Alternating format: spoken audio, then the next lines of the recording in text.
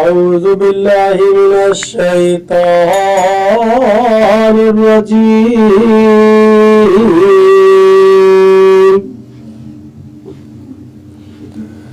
بسم الله الرحمن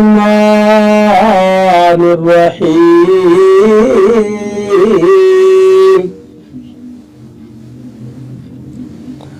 وأن المساجد لله فلا تدعوا مع الله أحدا ترجمہ کنزُ الایمان اللہ کے نام سے شروع جو نہایت مہربان رحم والا، اور یہ کہ مسجدیں اللہ ہی کی ہیں تو اللہ کے ساتھ کسی کی بندگی نہ کرو۔ ترجمہ کنزُ العرفان اور یہ کہ مسجدیں اللہ ہی کی ہیں تو اللہ کے ساتھ کسی کی عبادت نہ کرو۔ وَأَنَّ الْمَسَاجِدَ لِلَّهِ اور یہ کہ مسجدیں اللہ ہی کی ہیں، یعنی میری طرف وحی کی گئی ہے کہ جو مکان بطور خاص نماز ادا کرنے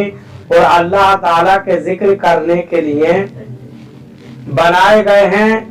ان کا مالک اللہ تعالیٰ ہی ہے۔ لہذا اے مسلمانوں،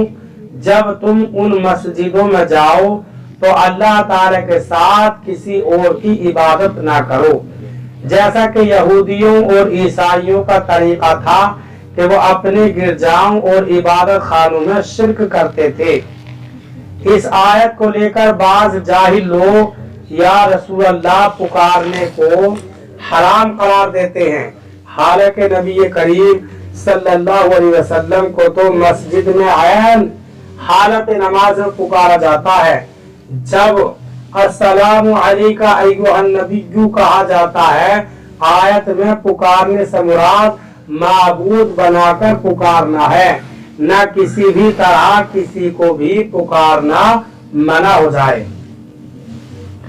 اس آیت سے تین باتیں معلوم ہوئی۔ ایک، وقف اور احترام کے احکام میں تمام مسجدیں برابر ہیں، اگرچہ بعض مساجد میں نماز ادا کرنے پر ملنے والے اجر و ثواب میں فرق ہے۔ مسجدیں نمبر دو، مسجد خاص اللہ تعالی کی ہے اور اس کے علاوہ کسی کی ملک ہے نہ ہو سکتی ہے۔ تین، شرک و بت پرستی ہر جگہ جرم ہے، لیکن مسجد میں زیادہ جرم ہے کہ اس میں مسجد کی بے ادبی ہے۔ وَأَنَّهُ لَمَّا قَامَ عَبْدُ اللَّهِ يَدْعُوهُ كَادُوا يَكُونُونَ عَلَيْهِ لِبَدًا ترجمہ کنزُ الایمان اور یہ کہ جب اللہ کا بندہ اس کی بندگی کرنے کھڑا ہو تو قریب تھا کہ وہ جن اس پر ٹھٹ کے ٹھٹ ہو جائیں۔ ترجمہ کنزُ العرفان اور یہ کہ جب اللہ کا بندہ اس کی عبادت کرنے کھڑا ہوا تو قریب تھا کہ وہ جن اس پر ہجوم کر دیے جائیں۔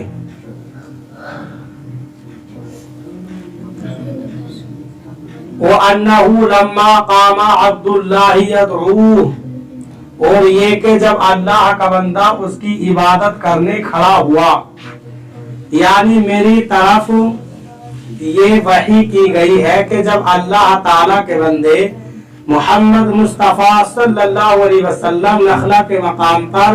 فجر کے وقت میں نماز پڑھنے کے لیے کھڑے ہوئے تو قریب تھا کہ وہ جن قرآن سننے کے لیے رش کرنے کی وجہ سے ایک دوسرے کے اوپر چڑھ جائیں،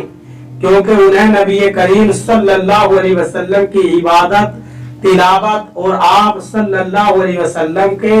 صحابہ اکرام رضی اللہ تعالی عنہم کے قیام،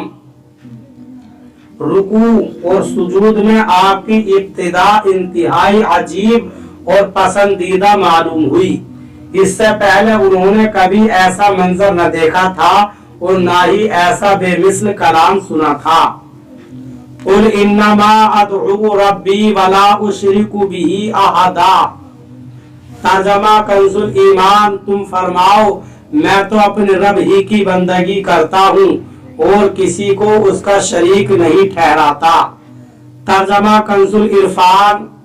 تم فرماؤ میں تو اپنے رب ہی کی عبادت کرتا ہوں اور کسی کو اس کا شریک نہیں ٹھہراتا۔ قل انما ادعو ربی، تم فرماؤ میں تو اپنے رب ہی کی عبادت کرتا ہوں۔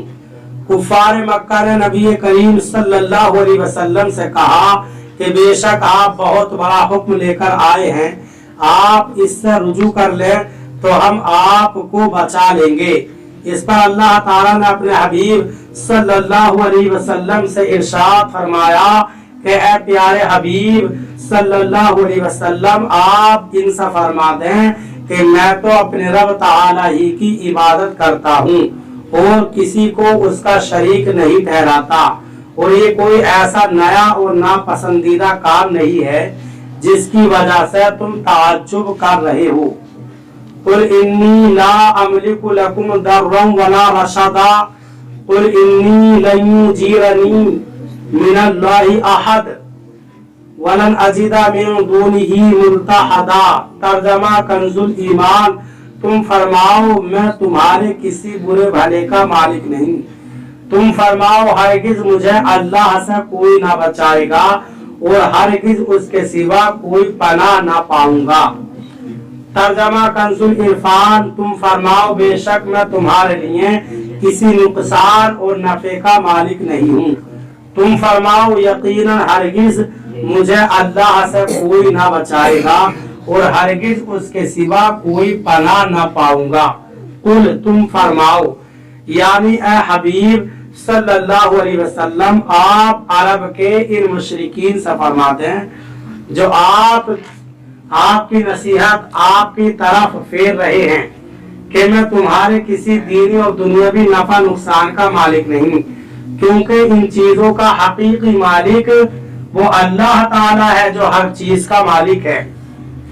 قل، تم فرماؤ، یعنی اے حبیب صلی اللہ علیہ وسلم، آپ ان مشرکین سے فرما دیں کہ بالفرض اگر میں اللہ تعالیٰ کے حکم کی مخالفت کروں اور اس کے ساتھ کسی کو شریک ٹھہراؤں تو ہرگز مجھے مخلوق میں سے کوئی اللہ تعالیٰ کے قہر اور اس کے عذاب سے نہ بچا سکے گا اور نہ ہی کوئی مددگار میری مدد کرے گا، اور میں سختیوں کے وقت ہرگز اس کے سوا کوئی پناہ نہ پاؤں گا۔ حضرت نوح اور حضرت صالح علیہ السلام نے بھی اپنی قوموں سے اسی طرح فرمایا تھا۔ چنانچہ جب حضرت نوح علیہ السلام سے ان کی قوم کے لوگوں نے غریب مسلمانوں کو اپنے آپ سے دور کرنے کا مطالبہ کیا تو انہیں حضرت نوح علیہ السلام نے یہ جواب دیا، وَيَا قَوْمِ مَن يَنصُرُنِي مِنَ اللَّهِ إِن تَرَكْتُمْ أَفَلَا تَذَكَّرُونَ، سورہ ہود آیت نمبر 30۔ ترجمہ، اور اے میری قوم، اگر میں انہیں دور کر دوں تو مجھے اللہ سے کون بچائے گا، تو کیا تم نصیحت حاصل نہیں کرتے؟ اور حضرت صالح علیہ السلام نے اپنی قوم سے فرمایا، یا قوم ارائیتم ان کنت علی بکینۃ من ربی وآتانی منہ رحمہ فمن ینصرنی من اللہ ان عصیت، سورہ ہود آیت نمبر 63۔ ترجمہ، اے میری قوم، بھلا بتاؤ کہ اگر میں اپنے رب کی طرف سے روشن دلیل پر ہوں اور اس نے مجھے اپنے پاس سے رحمت عطا فرمائی ہو تو اگر میں اس کی نافرمانی کروں تو مجھے اس سے کون بچائے گا؟ اللہ تعالی ہمیں قرآن کریم پر صحیح معنی میں عمل کی توفیق عطا فرمائے۔ برادران اسلام، آپ تمامی حضرات سے گزارش کی جاتی ہے کہ خود بھی قرآن کریم کی تلاوت، ترجمہ اور تفسیر سماعت کیجیے اور اپنے عزیز و اقارب رشتہ دار کو بھی شیئر کیجیے تاکہ آپ اس کے ذریعے صدقہ جاریہ کے مستحق ہو جائیں۔